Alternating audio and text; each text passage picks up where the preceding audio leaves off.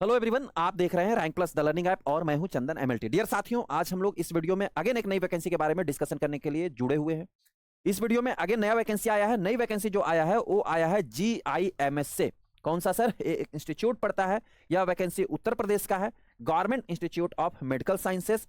यह जो है ग्रेटर नोएडा गौतम बुद्ध नगर में पड़ता है, गवर्नमेंट ऑफ यूपी के अंतर्गत आता है। मतलब यह वैकेंसी यूपी के बच्चों के लिए है जो कहते थे यूपी में वैकेंसी नहीं आ रही है क्या सर, तो ये उनके लिए बेस्ट ऑप्शन है। ठीक है, अब यह वैकेंसी रियल है कि फेक है, जरा हम इस पे पहले चर्चा करेंगे, पहले हम बताएंगे, उसके बाद जो है इसकी डिटेल डिस्कशन स्टार्ट करूंगा।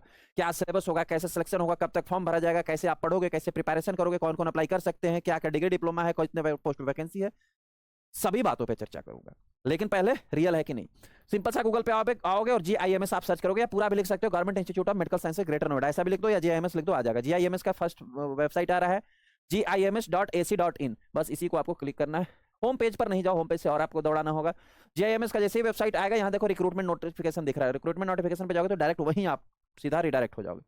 इस पेज को नीचे करोगे, यहाँ 9 अप्रैल 2026 का देखो, यहाँ पर एक दिया हुआ है notification, vacancy for non teaching post at GIMS greater Noida. बस यही वाली वैकेंसी है, इस पे आपको क्लिक कर देना।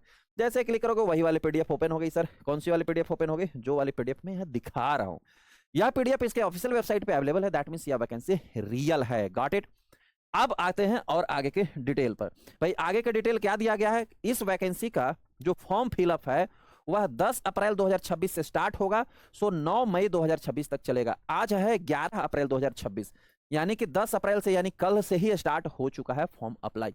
फॉर्म अप्लाई करोगे कैसे बच्चों? आपको फॉर्म अप्लाई करने के लिए अगेन वहीं पर आना है जहां पर पहले थे। इस वेबसाइट को हम ओपन किए थे 9 नंबर पे, मैंने आपको बताया था कि 9 नंबर पे यह वैकेंसी है। यहाँ पर इसकी डिटेल है, इस पे क्लिक किए तो PDF ओपन हुआ। यहाँ पर दिया हुआ है अप्लाई नाउ का ऑप्शन। जैसे ही अपन इस अप्लाई नाउ वाले पे क्लिक करते हैं, भाई आ गया अप्लाई नाउ का लिंक। न्यू रजिस्ट्रेशन कीजिए या ऑलरेडी रजिस्टर्ड है, दोनों में से क्या आपको सेलेक्ट करना। न्यू होंगे तो न्यू रजिस्ट्रेशन कीजिए, क्लिक हेयर पे क्लिक कीजिए, आगे प्रोसीड कीजिए। सारा चीज जो है आप यहीं से आगे फॉरवर्ड ऑन करते जाएंगे और आप अपना फॉर्म फिल बहुत आसानी से कर सकते हैं। ये तो था प्राइमरी डिटेल। आगे बढ़ते हैं डिटेल में। डिटेल में आगे क्या है बच्चों? डिटेल में आगे है कि इस एग्जाम में जो भी सिलेक्शन होगा वो कंप्यूटर बेस्ड टेस्ट यानी कि CBT के बेस पर होगा, विदाउट ऑफ CBT नहीं होगा। कौन कौन से पोस्ट पे वैकेंसी आई है? इसके लिए 2 पोस्ट हैं। Allied and health care professionals में 2 पोस्ट आते हैं, दोनों पोस्ट को मिला के 50 वैकेंसी है, 50 वैकेंसी है। ठीक है, फर्स्ट वन है लैबोरेटरी टेक्नीशियन के लिए और दूसरा वैकेंसी है OT टेक्नीशियन के लिए। सिमिलर दोनों के लिए 25-25 वैकेंसी है। लैब टेक्नीशियन के लिए अनरिजर्व में 10, OBC में 7, SC में 6 और OBC में SC में 6 और EWS में 2 वैकेंसी है। OT की हम लोग बात करें तो OT में 10 वैकेंसी अनरिजर्व में, OBC में 8, SC में 5 और EWS में 2 वैकेंसी है। इसी प्रकार से दोनों को मिला करके अगर हम बात करें तो इसमें भी 25 पोस्ट हो गए, इसमें भी 25 पोस्ट हो गए। लैब टेक्नीशियन और OT टेक्नीशियन दोनों के लिए वैकेंसी आई है, दोनों के बच्चे इसमें अप्लाई कर सकते हैं। ठीक है, अप्लाई करने के लिए क्या क्या नियम बाध्यताएं होंगी उस पर भी हम थोड़ा हम चर्चा करेंगे। सबसे सर्वप्रथम क्वेश्चन है कि क्या कंट्री में कहीं के भी बच्चे इसमें अप्लाई कर सकते हैं? बिल्कुल नहीं। यह मुख्य रूप से यूपी के बच्चों के लिए है, या मुख्य रूप से उन बच्चों के लिए है जो अनदर स्टेट से भी हैं बट यूपी से उन्होंने डिग्री डिप्लोमा किया है, उनका रजिस्ट्रेशन यूपी में है, तभी अप्लाई कर सकते हैं। अब आप सोच रहे होगे कि हम अभी एग्जाम दे लेते हैं बाद में यूपी से रजिस्ट्रेशन करवा देंगे, नहीं होगा वैसे। ठीक है, क्या लिखा हुआ एजुकेशन क्वालिफिकेशन में? माध्यमिक शिक्षा परिषद उत्तर प्रदेश से विज्ञान के साथ इंटरमीडिएट परीक्षा होना चाहिए। अगर आपने 10+2 जो है यूपी से किया है या यूपी बोर्ड से किया है या यूपी में कहीं से भी CBSE वगैरह से किया है, जो कि किससे होना चाहिए? साइंस से। इसमें आप PCB हो या PCM हो, दोनों से आपने किया है, चलेगा, कोई दिक्कत नहीं। या इसके समकक्ष सरकार द्वारा मान्यता प्राप्त कोई भी परीक्षा आपने पास किया तब भी चलेगा। 10+2 के अलावा भी इसके अगर सिमिलर कोई भी एग्जाम दिया है तब भी चलेगा, लेकिन साइंस से होना चाहिए। कुछ लोग होते हैं ना बायोटेक्नोलॉजी से कर लेते हैं तो भी चलेगा, सिमिलर है ना 10+2 के साइंस के। दूसरा, इसका पहला क्वालिफिकेशन है। दूसरा क्या चाहिए? और सेकेंड वन, उत्तर प्रदेश चिकित्सा संकाय द्वारा प्राप्त संबंधित विषय में डिप्लोमा। उत्तर प्रदेश संकाय का मतलब UP paramedical council, UP paramedical council में जो है उससे संबंधित आपके पास डिप्लोमा होना चाहिए। DMLT हो, DOT हो, DMLS हो, कुछ भी, या यूपी पैरामेडिकल काउंसिल से रिलेटेड या मान्यता प्राप्त संस्थान या उसके समकक्ष कोई डिग्री या डिप्लोमा, दोनों में से कुछ भी हो। या तो आपके पास BMLT भी हो या BSc MLT हो, चाहे BSc MLT हो, चाहे BMLS हो या BSc वोकेशनल हो, कोई भी हो जिसका रजिस्ट्रेशन एटलीस्ट आपका यूपी पैरामेडिकल काउंसिल में होना चाहिए, स्टेट मेडिकल काउंसिल किसी भी काउंसिल में उत्तर प्रदेश में होनी चाहिए। इन दोनों में से आपके पास अगर है तब आप अप्लाई कर सकते हो। तो बेसिकली यूपी के बच्चों का होगा या जो बाहर के भी होगा, जैसे मैं हूँ, मैंने यूपी से ही अपना BMLT किया हुआ था, तो मैं भी इसमें अप्लाई कर सकता हूँ अगर मैं करना चाहता तो। हालांकि मुझे नहीं अप्लाई करना, मतलब जिन बच्चे, मैं बिहार से हूँ लेकिन मेरा यूपी से रजिस्ट्रेशन है, तो मैं बेसिक इसमें अप्लाई कर सकता हूँ, मुझे कोई परेशानी नहीं होगी। समझ में आई बात? पहला 12th होना चाहिए, PCB या PCM किसी से साइंस से हो। दूसरा DMLT हो या BMLT हो, BSc-MLT हो, वोकेशनल हो, कोई भी हो अप्लाई कर सकते हैं, क्योंकि इन्होंने डिग्री भी मेंशन कर रखा है। ठीक है, कोई दिक्कत परेशानी नहीं। सिमिलरली ऐसा OT वालों के लिए भी है, उनका भी बैचलर हो या फिर डिप्लोमा हो, यूपी से रजिस्ट्रेशन होना चाहिए, आप भी अप्लाई कर सकते हो। ठीक है बच्चों, आयु सीमा की यदि बात करें तो आपको जो है 1 जुलाई 2026 तक 21 वर्ष हो जाना चाहिए। 21 वर्ष से नीचे होगा तो आप अप्लाई नहीं कर पाओगे, और आपको अधिकतम 40 वर्ष यानी 21 से 40 वर्ष की एज होना चाहिए। 21 जुलाई तक आपको कंप्लीट होना चाहिए, 21 से 40 तक इसका एज लिमिट है। ठीक है बच्चे, आयु में कुछ छूट भी मिलेगा जो रिजर्वेशन अप्लीकेबल होंगे, जो यूपी से बिलोंग्स करते होंगे उनके लिए, तो उनके लिए आप PDF को डिटेल में चेक कर लेंगे कि आपका एज रिलैक्सेशन भी उसमें है, तो आप अप्लीकेबल हो गए, कोई दिक्कत नहीं है। अगर हम फॉर्म फी की बात करें तो अनरिजर्व के लिए जो है 1100 रुपये फी है, 198 रुपया जो है उसमें GST लगेगा, 1298 टोटल लगेगा। अन्य पिछड़ा वर्ग और EWS के लिए भी 1100 है, 198 लगेगा, GST 1298 टोटल लगेगा। अनुसूचित जाति और जनजाति के लिए 800 फी है, 144 GST है, 944 रुपये लगेगा। शारीरिक रूप से अगर दिव्यांग व्यक्ति हैं, किसी भी वर्ग के होंगे, उनको फॉर्म फी नहीं लगेगा। ठीक है, भर्ती की प्रक्रिया पे हम बात करें तो कैसे सर इसमें भर्ती होगा, मैंने शुरू में ही बताया था कि आपको CBT देना होगा, कंप्यूटर बेस्ड टेस्ट देना होगा।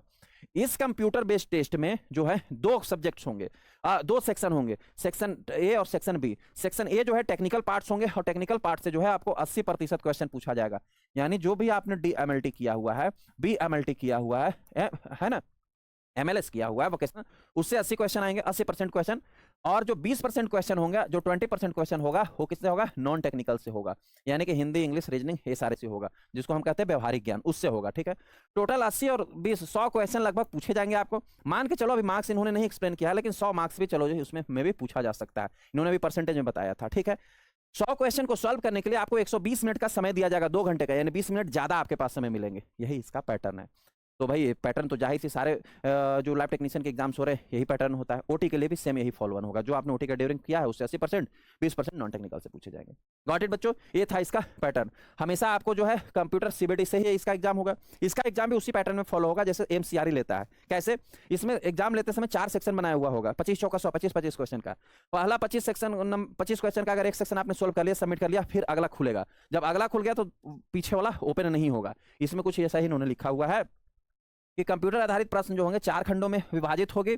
अभ्यर्थी किसी एक खंड को समाप्त करने के बाद ही अगले खंड में जा सकेंगे, एवं उन खंड के प्रश्नों पर दोबारा वापस नहीं जा सकेंगे। जैसे हमें MCRE में होता है 1895, 18 क्वेश्चन को वहां 5 सेक्शन होता है। एक सेक्शन को अगर हमने सबमिट कर दिया और दूसरा ओपन हो गया तो फिर वापस पिछले वाले पे नहीं जा सकते। तो ऐसा ही एग्जाम यहाँ पर भी होगा। ठीक है, गॉट इट बच्चों। अब दूसरा बात, निगेटिव मार्किंग होगी कि नहीं होगी? बिल्कुल होगी। इसमें निगेटिव मार्किंग जो है उसका प्रावधान रखा गया है, और निगेटिव मार्किंग जो 1/4 यानी 1/4 यानी कि 0.25 जो है वो निगेटिव मार्किंग इसमें रखा गया है। तो आप उन्हीं क्वेश्चंस को अटेम्प्ट करेंगे जिनको आप जान रहे होंगे, वरना निगेटिव मार्किंग में बहुत सारी गलतियां हो जाती है। जो एग्जाम होगा वो बाइलिंगुअल ही होगा, दोनों लैंग्वेज में होगा, हिंदी इंग्लिश दोनों में प्रेजेंट होगा।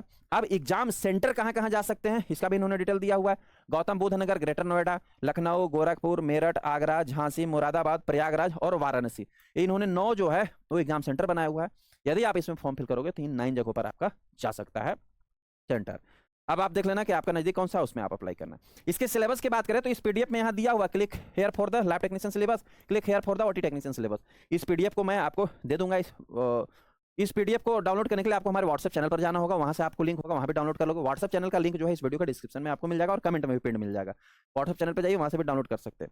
साथ ही साथ यह सिलेबस का PDF और यह PDF दोनों आपको हमारे रैंक प्लस ऐप पर भी मिल जाएगा। वैकेंसी अपडेट वाला सेक्शन होता है ना, उसमें यह वीडियो भी मिल जाएगा और यह PDF भी मिल जाएगा। PDF डिटेल पूरा मैं दे दूंगा, इन्होंने दिया हुआ PDF है, वो पूरा DMLT का सिलेबस दिया हुआ है, उन्होंने पूरी सिलेबस को पढ़ना है। अब इस पूरी सिलेबस को पढ़ने के लिए आपको तैयारी कहां से करना होगा? हमारे पास रैंक प्लस ऐप पर जो है वो आपको बेहतरीन सिलेबस मिलते हैं। लैब कंपटीशन एग्जाम के लिए लैब फाउंडेशन 3.0 और 2.0 दो बैच अवेलेबल हैं।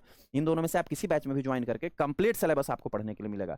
अगर अभी ही कंप्लीट एक साथ सारे सिलेबस चाहिए तो उसके लिए 2.0 बेस्ट रहेगा। अगर आपको थोड़े, चूंकि 3.0 जो है वो दिसंबर में कंप्लीट होगा, तो अगर अभी तक जो क्लास होगी उनमें आपको मिल जाएगा, रोज लाइव क्लास होता है, अगर उसका आनंद लेना है आपको लाइव क्लास का, तो आपको 3.0 बेस्ट रहेगा, ठीक है। तो ये दोनों बैच हमारे पास अवेलेबल है, जिसमें सारी सुविधाएं आपको, पूरी डिटेल कंटेंट मिलेगा, video lectures, theory video lectures, MCQs video lectures, MCQs PDF, theory के PDF, online test series, DPP, सारे कुछ आपको वहां मिलते हैं। होप सो यह जानकारी आपको यूजफुल लगी होगी। जो भी बच्चे इसके लिए प्रिपरेशन करना चाहते हैं हमारे पास आ सकते हैं। उससे पहले आपको फॉर्म फिल करना जरूरी है, फॉर्म फिल कीजिए और फॉर्म फिल करके तैयारी तगड़ा स्टार्ट कीजिए। 25 बच्चों का सिलेक्शन तो डेफिनेटली होगा यहाँ पर, ठीक है। देखिए वैकेंसी ना, अब आप लोग कहते हैं कि 25 आया, कहीं 10 आया, कहीं 12 आया, कहीं 15 आया, कहीं 100 आया, वैकेंसी ऐसे ही छीटफूट पूरे साल आता है। तो अगर आप सबको छोड़ते ही चले जाएंगे ना 25, 10, 50 करके, तो आपको कहीं सिलेक्शन नहीं होगा। हमें इसी प्रकार से फॉर्म भरना पड़ता है। देखो सरकारी नौकरी के लिए ना बहुत प्रयास करने पड़ते हैं, तो हम प्रयास करेंगे तब इन्हीं में से हम कहीं ना कहीं हम भी सिलेक्ट होंगे, है ना। अब हमारी यूपीएससी जैसी काउंसिल तो है नहीं कि एक बार में आती है एग्जाम, 900 1000 बच्चों का सिलेक्शन होता है, वैकेंसी आती है। तो अब भाई वैसे तो हमारी है नहीं काउंसिल, तो जैसे हमारी वैकेंसी आ रही वैसे ही हमें प्रिपरेशन करना होगा ना बेटा। तो हम उन्हीं को ज्वाइन करने के लिए हमारा प्रयास तो होना चाहिए, तो डेफिनेटली होना चाहिए, प्रयासरत हमें रहना है, हमेशा एक्टिव रहना है। होप सो यह जानकारी आपके लिए यूजफुल लगी होगी। फिर भी अगर कोई जानकारी मिस हो रही है, आपको कोई कंफ्यूजन है, तो आप कमेंट में जरूर अपना कमेंट लीव कीजिए, आपको आंसर जरूर मिलेगा। मिलते हैं हम लोग नए क्लास में नए टॉपिक के साथ। Thank you so much.